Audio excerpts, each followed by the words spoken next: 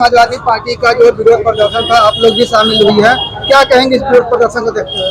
देखिए, जिस हिसाब से लालजी सुमन जी के ऊपर, उनके काफिले के ऊपर कह लीजिए, या सड़क पे जिस तरीके से उनके ऊपर हमला हुआ, ये सीधे सीधे हम कह सकते हैं कि वो तो ड्राइवर की समझदारी थी या सूझबूझ थी कि जिस तरीके से उनको कोई वहां पे हादसा होते होते टल गया। लेकिन हम ये कहते हैं कि आज एक करनी सेना के नाम पे भारतीय जनता पार्टी जिस तरीके से गुंडा अपने अंदर पाल रही है और उन लोगों को एक सेना का नाम दे करके और आगे बढ़ाने का कार्य कर रही है। मैं ये मानती हूँ, मैं खुद क्षत्रिय कुल की एक बेटी हूँ। क्षत्रिय कुल को ये नहीं सिखाया जाता, ना कोई क्षत्रिय कुल ऐसा काम करेगा। लेकिन ये जो भारतीय जनता पार्टी के गुंडे हैं, जिनको एक एडमिशन दे दिया गया है हर संगठन के अंदर, ये गुंडागर्दी वो कर रहे हैं। और संवैधानिक रूप से अगर देखा जाए तो एक सांसद जो सड़क पे चलता है और उसके ऊपर इस तरीके का हमला किया जाता है, तो जो आम नागरिक है वो कितना सुरक्षित है आज हमारे देश में, ये सबसे बड़ा सवाल है। प्रदेश भ्रष्टाचार में डूबा हुआ है। लूट, डकैती, हत्या, बलात्कार चरम सीमा पे है। बाबा साहब के संविधान की धज्जियां उड़ाई जा रही हैं। दलित सांसद रामजी सुमन साहब पे हमला हुआ और इसी तरह से देख रहे हैं, जो सच के विरुद्ध आवाज उठा रहा है, जो सच के लिए आवाज उठा रहा है, उस पर FIR हो रहा है। बनारस वाले मिश्रा जी पर, नेहा राठौर पर, तमाम इस तरह की चीजें हैं जिसके प्रति हमारे राष्ट्रीय अध्यक्ष अखिलेश यादव जी ने निर्णय लिया है कि हम शांतिपूर्ण धरना तरीके से अपनी आवाज जिलाधिकारी के माध्यम से राष्ट्रपति तक पहुंचाएंगे कि अगर यही रवैया रहा तो निश्चित तौर पर समाजवादी भी सड़क पर उतरेंगे।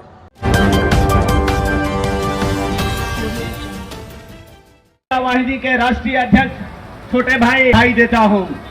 अब पिछले कई दिनों से मीडिया वाले हमारे मुंह से ये बात सुनना चाह रहे थे और आज आप लोग सामने हैं। मैं आप लोगों से यह बात ऐलान करके बताना चाहता हूं, जैसा मेरा बड़ा भाई डॉक्टर समीर सिंह ने बताया कि मैं क्षत्रिय हूं।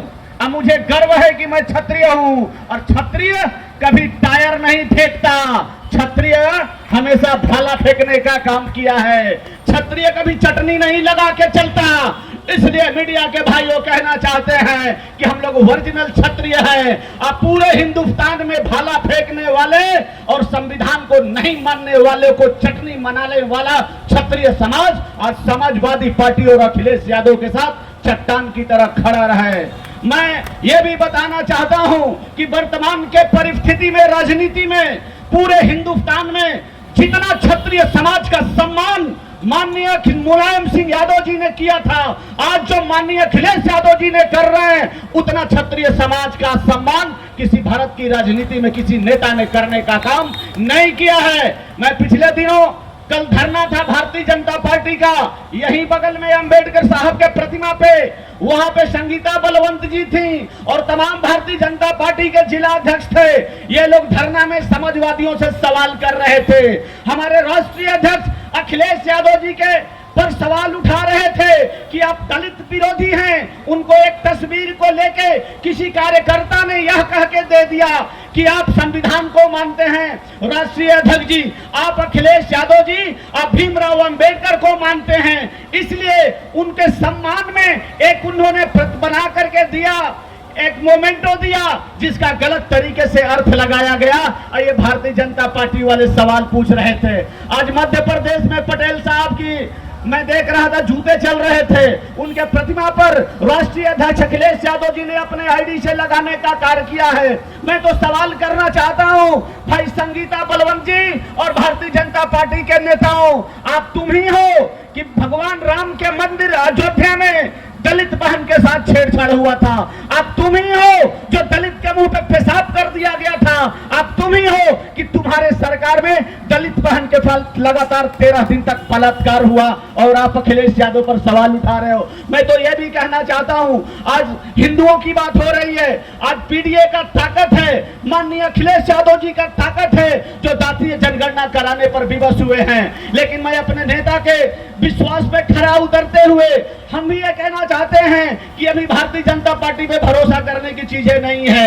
ये इन्होंने केवल सहमति बताया है, इन्होंने ये नहीं बताया कि ये जाति जनगणना का आधार क्या है, जाति जनगणना कब से चालू होगा।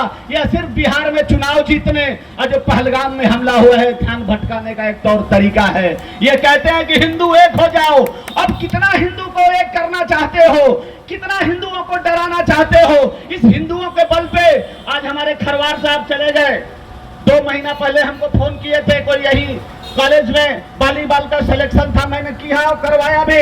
अब मैंने इनसे कहा कि खरवार साहब जानिए, जब कोरोना काल था तो इसी हिंदुस्तान का गरीब, कोई कामगार था, कोई श्रमिक था, कोई मजदूर था, और जब वोट की बारी आती है तो यही सारे लोग अपने दुख दर्द भूलकर हिंदू बन को भारतीय जनता पार्टी को वोट करने का काम करते हैं। इसलिए आप भी नजरिए को बदलिए। मैं तो पूछना चाहता हूं कि जिस तरह से हिंदुओं को अब क्या चाहते हैं, हिंदुओं के बल पे तो तीसरी बार प्रधानमंत्री बन गए, अब क्या चाहते हैं कि सारा विपक्ष भारतीय जनता पार्टी ज्वाइन कर ले। जो बचे खुचे हिंदू हैं, जो अपने घरों में काम कर रहे हैं, क्या चाह रहे हैं, लाठी डंडा लेके बॉर्डर पे चले जाएं। इसलिए इनके नजरिए को समझिए। ये भारतीय जनता पार्टी वाले, ये झूठों की सरकार है। इनको करना क्या था, इनको करना था, बंद करना था आतंकवाद, तो बंद कर रहे 4 PM चैनल। इनको रोक लगाना था आतंकवाद पर, तो रोक लगा रहे 4 PM चैनल पर। इनको लड़ना था आतंकवाद से, तो लड़ना है नेहा राठौर से।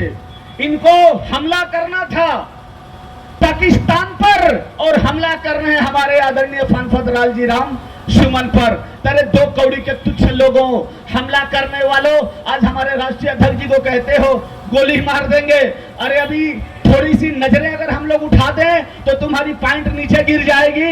इसलिए कहना चाहता हूं वैसे लोगों जो संविधान को नहीं मानते हो, जो अराजकता फैला रहे हो, अगर आने वाले वक्त में समाजवादी पार्टी की सरकार आई तो लालजी राम सुमन पर हमला करने वालों, संविधान को न मानने वालों, अराजकता फैलाने वालों, हम लोग अखिलेश यादव और ओम प्रकाश के पलटन के सिपाही हैं। मैं DM साहब और SP साहब से कहना चाहता हूं कि अपने इन तरह के कार्यकर्ताओं को होश में रखिए, क्योंकि आपके हाथ में कलम है।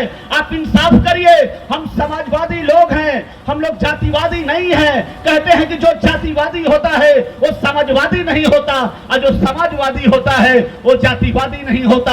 अगर आने वाले वक्त में 27 में सरकार बनी तो लालजी राम सुमन पर हमला करने वालों और प्रदेश में गुंडागर्दी करने वालों, आने वाले एक एक कार्यकर्ता का अपमान का बदला संवैधानिक तरीके से चुन चुन कर लेने का काम करेंगे। क्योंकि बहुत सारे वक्ता हैं। मैं पुनः आप सबको इस शानदार मीटिंग के लिए बहुत बहुत धन्यवाद देता हूं, और एक बार नारा लगाइए, अखिलेश यादव जिंदाबाद, नेताजी अमर रहे, अम्बेडकर साहब अमर रहे। ये बात एक दिन हम अपने दरवाजे पर भी बोले थे और फिर बोल रहा हूं कि दिल्ली में एक साहब हैं और लखनऊ में बाबा हैं। बहुत सारे लोग आहेब साहेब बाबा बाबा कहते हुए घूम रहे हैं। इसलिए गाजीपुर के लोगों ध्यान दो, भाजपा वालों, हाफ पैंट वालों, अब कोई आहेब साहेब और बाबा नहीं चलेंगे। अब देश में एक ही साहेब बाबा चलेंगे, वो है बाबा साहब भीमराव अम्बेडकर। इसलिए पुनः आप सबको बहुत बहुत धन्यवाद देता हूं। जय हिंद, जय समाजवाद, जय अखिलेश, जय संविधान। बहुत बहुत धन्यवाद। न्यूज़ टुडे 24 बने रहें इसी ताज़ा तरीन खबरों के लिए। नमस्कार।